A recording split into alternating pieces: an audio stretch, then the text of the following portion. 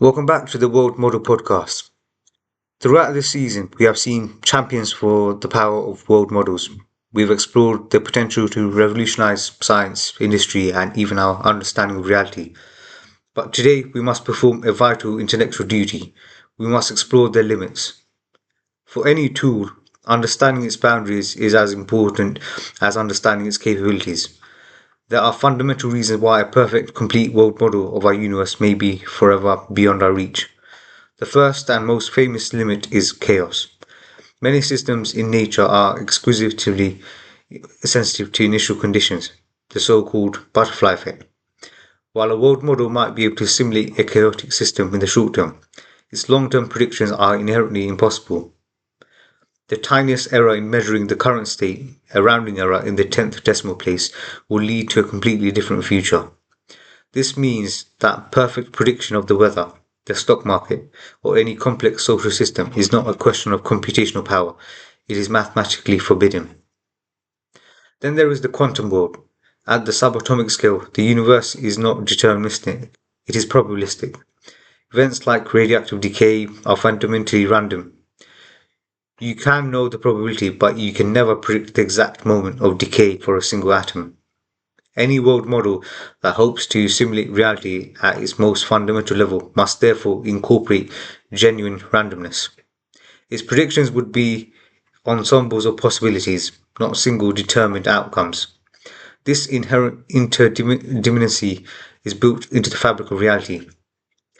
But perhaps the most profound limit is the problem of unknown unknowns. A world model is trained on data from the world we have observed. It can interpolate and extrapolate from that data, but it cannot invent entirely new physics, new forces, new dimensions of existence that we have never encountered. If a black swan event occurs that operates on principles outside our current scientific understanding, the model will be blind to it. It can simulate known risks, but it cannot simulate the truly alien. This has a crucial implication for the pursuit of AGI. It suggests that all intelligence, artificial or natural, operates with useful approximations. Our human brains are not perfect world models of the universe. They are efficient, lossy compression algorithms that model the aspects of reality relevant to our survival and reproduction. We see a narrow band of light, hear a narrow range of sounds. Our internal model is full of cognitive biases and blind spots, but it is good enough. A super intelligent AI would likely face the same constraints. It might have a much better, much wider model, but it would still be a model. It would still have to make trade-offs between accuracy and computational cost. It would still be vulnerable to the Gödelian incompleteness and the problem of induction. My controversial take is that the dream of a perfectly accurate, omniscient AI is a fantasy. There will always be a horizon of the unknowable. The universe may contain truths that are uncomputable, in the same way that there are numbers that are uncomputable.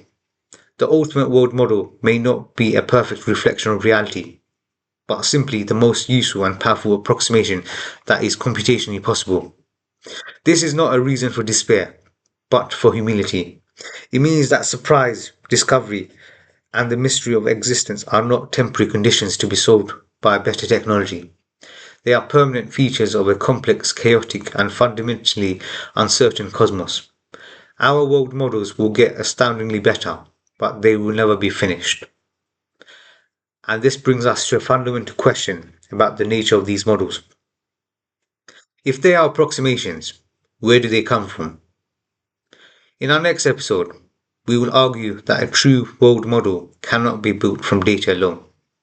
It requires a body to interact with the world. It requires embodiment.